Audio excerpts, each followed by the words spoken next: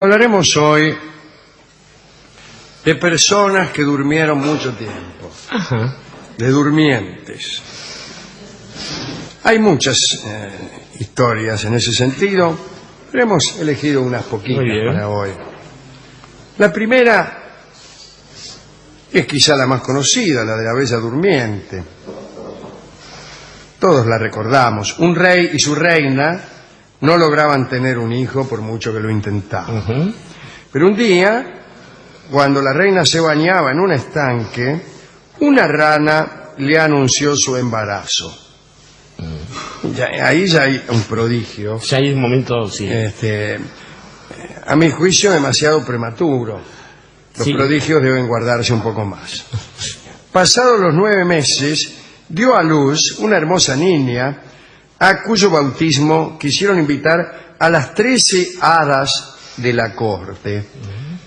Sin embargo, las hadas dijeron que solo podían comer en platos de oro.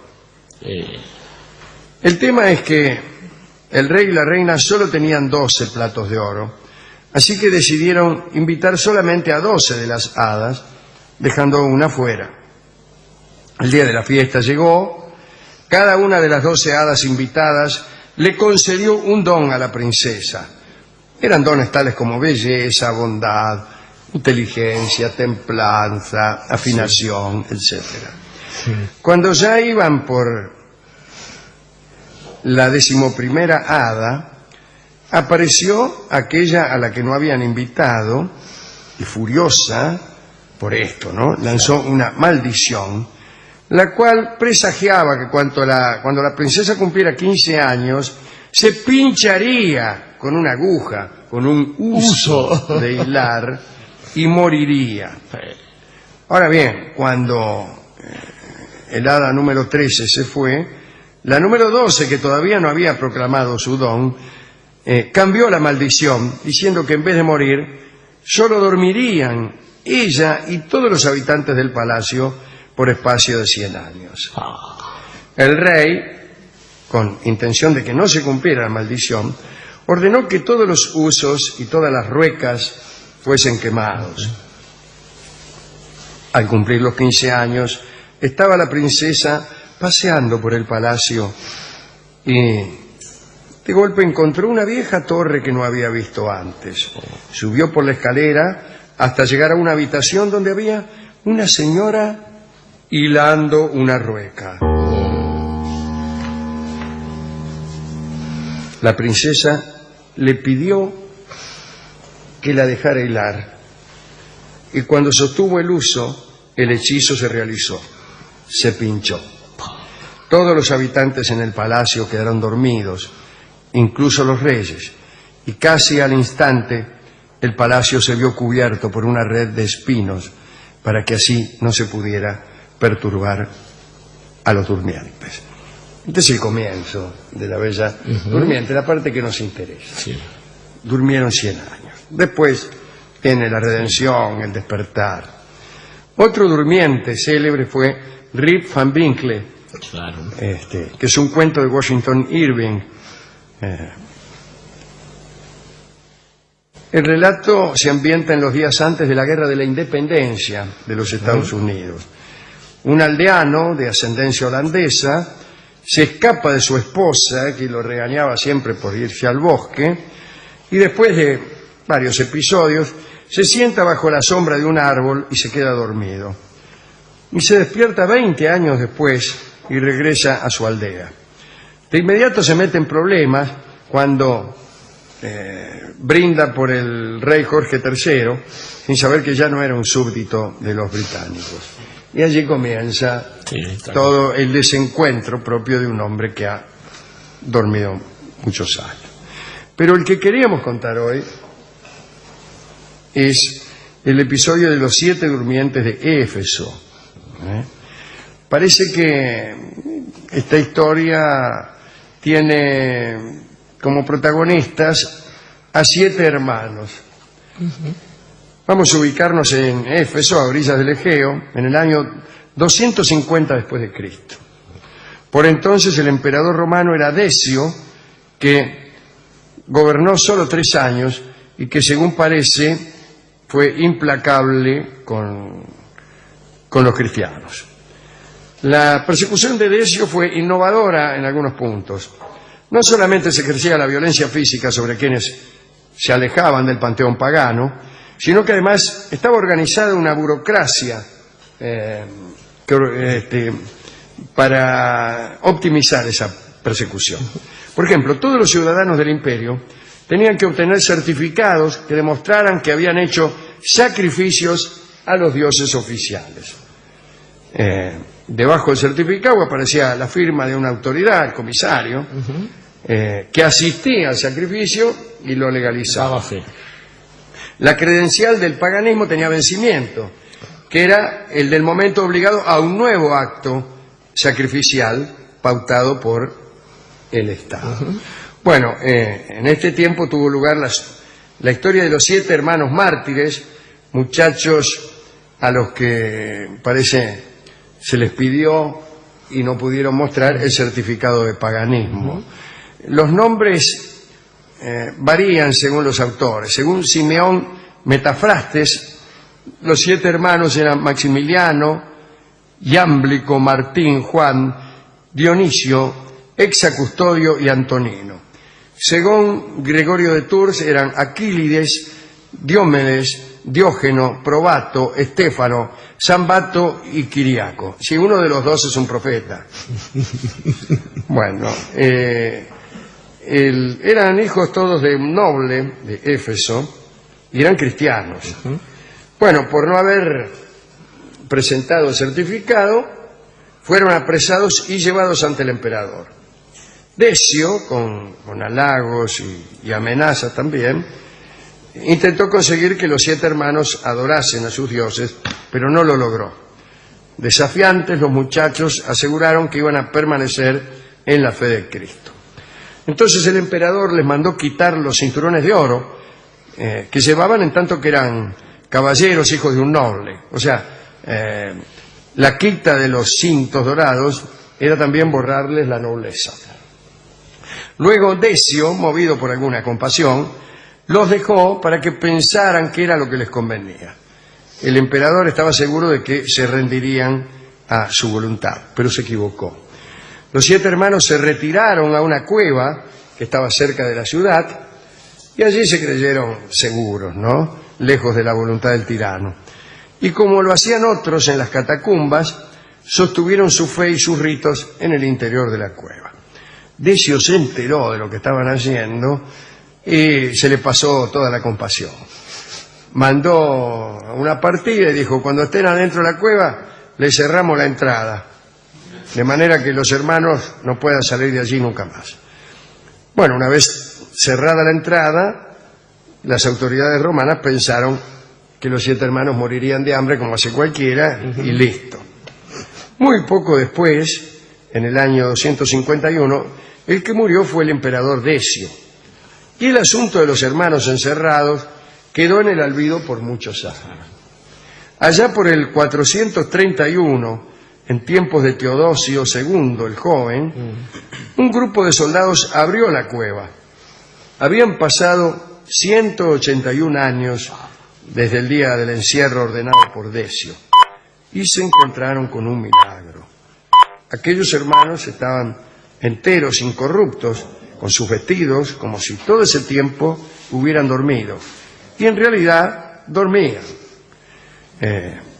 Se hicieron presentes allí el obispo y el gobernador de la ciudad de Éfeso y estaban mirándolos cuando el menor de los hermanos despertó y contó cómo se habían escondido en aquella cueva por temor al emperador Decio. Más tarde, poco a poco, despertaron los restantes hermanos. Los soldados, los funcionarios y los curiosos que habían concurrido a la cueva se echaron a los pies de aquellos santos. Bueno, mientras esta gente dormía, el imperio se había hecho cristiano, por ejemplo. El mismo emperador Teodosio viajó hasta la cueva de Éfeso para presenciar aquel milagro y tuvo su entrevista con los durmientes. Algunos ciudadanos atacaron a los hermanos para robarles partes del vestido como reliquias. A partir del momento de la certificación del milagro, se armó un debate. Había que decidir qué tipo de milagro se había producido. Muchos autores contaron esta historia. Ahí están Metafraste y Nicéforo, que dicen que verdaderamente los hermanos durmieron todo ese tiempo. Pero otros, como el cardenal Baronio, que escribió Anotaciones del Martirologio Romano, han dicho que estos 7 hermanos, a los que se conoció históricamente como los durmientes, no se llamaron así por haber dormido y luego despertado, sino porque en realidad habían muerto y luego resucitado. Entonces el debate sobre las características del milagro fue ese. Algunos fueron partidarios del sueño y otros del milagro como resurrección. Lo que dijeron los protagonistas, los chicos, o sea, el testimonio de ellos, es que habían dormido profundamente todos esos años y que su despertar tenía un solo motivo, que era el demostrar los poderes de la fe. Claro. Voltaire dice que hubiera sido más importante que hubieran despertado antes de Constantino, que fue el que convirtió el imperio al cristianismo. Pero eso no pudo conseguirse. Es decir, hubiera sido más espectacular demostrarle a los paganos lo equívoco de sus creencias. Bueno, después de haber dado este testimonio, los 7 hermanos murieron, o durmieron definitivamente, que es más o menos lo mismo. O sea, fue una resurrección... para decirlo de algún modo. Sí, de gusto. Y sus cuerpos fueron, para no perder tiempo quizá, sepultados en la misma cueva que los vio despertar, la cual fue tapiada una vez más. No fuera cosa que se escaparan. Los durmientes fueron canonizados tanto por la Iglesia Católica como por la Ortodoxa. Su día, atención, para los católicos, era el 27 de junio, hasta que esta festividad, una de las mejores evidentemente, fue abolida en 1969 por hombres de poca fe. Totalmente, claro. Y para los ortodoxos queda el 22 de octubre, que es el día de los 7 durmientes de Éfeso. Bien. Hemos ido a la discoteca y nos encontramos con Jorge Dorio, que estaba tomando mate con el discotecario. Sí. Que dormía. Que dormía, y mientras me dejaba hablar solo, porque no pude menos que acordarme, mientras lo miraba dormir al discotecario, de esta idea del sueño de los justos. El sueño de los justos es una expresión en la cual uno ve esa delicada frontera que separa a un soñador de un dormido. Digo, el sueño de los justos es quizás eso. Uno más que un soñador es un dormido, es un tipo al que le pasaron por encima. Y es una de las ideas que tiene Occidente acerca del sueño. Digamos que el sueño tiene la misma característica que solemos marcar, Alejandro, de la reencarnación. Si uno no se acuerda, es lo mismo que haber estado muerto un rato. Y realmente no sirve para nada. Y además es una categoría moral, porque un sueño que no es bueno tiene otro nombre, se llama pesadilla. Pesadilla. Que para nosotros... Yeguas de la noche. Exactamente. Para nosotros pesadilla es como decir, nadie dice galletica, por ejemplo. Es mucho más... Es un nombre muy desafortunado, mientras que en inglés la palabra es quizá la más hermosa del idioma. Nightmare, que significa yegua de la noche, y con qué otra cosa sueña uno que con ella, pero bueno. Pensaba también cuando usted hablaba de los durmientes, que para nosotros que tenemos genealogía ferroviaria, tiene un carácter de fortaleza. Claro, ¿no? El durmiente es la madera que está tendida entre riel y riel. Para que pueda transcurrir la vía regia, diría Freud, que nos hablaba de esas cosas. Pensaba en algún tipo que tiene mala sorpresa al dormirse, nuestro amigo Gregorio Samsa. Imagínese, eso sí que es un amargo despertar, despertarse y ser concebido como una cucaracha. Sí, aquel de la metamorfosis, ¿no? Claro. Que se despertó una mañana y se encontró con la más desagradable de las sorpresas. Al no poder darse vuelta. Haberse convertido en un bicho. Que después en la boca uno se explicará qué clase de bicharraco era. Y nuestro amigo Goya, que dice que el sueño de la razón engendra monstruos. Y uno se pregunta, ¿qué otro sueño hay que el de la razón? Justamente, el sueño tiene esa característica. Nadie tiene sueños racionales. afortunadamente. Pensaba después en un sueño que es intermedio, que es el de la catalepsia, que esa sí que es una sorpresa distinta de los pibes de Éfeso. Uno cree que está mal, la gente cree que está muerto. Y lo entierra Y lo uno, entierra. o sea, sigue con uno que está vivo el protocolo que sigue con los muertos. Lo cual para un muerto no es nada, pero para un vivo es un garrón. Es tremendo. Pensaba también que los muchachos con los que se enojó Decio no entendieron la doctrina, porque una de las ventajas que tiene el cristianismo es la mano del arrepentimiento. Si hubieran cargado 2 o 3 gallinas, 3 o 4 ovejas, y después pedían disculpas. No entendieron la institución. Pensaba finalmente en la forma en que se funden estas cosas en nuestro amigo Chandler, donde el sueño eterno es igual que el largo adiós, o sea, triste, solitario y final. Y esto es bastante lindo. Pensaba el problema de las interpretaciones también. José, el que interpretó, José? fue El que se acostó y se fue. Claro, zafó e hizo zafar al pueblo de Israel gracias a su interpretación, y pensaba que buena parte de lo que ha hecho usted estos años está hecho igual que un halcón maltés de la materia que están hechos los sueños. Pero para terminar, estaba pensando en algo que puede que uno haya tenido esa fortuna en la infancia, y es una sola palabrita. Si uno la escucha de niño, es una palabra que involucra toda la confianza del mundo para que uno se sumerja en un determinado estadio de tranquilidad.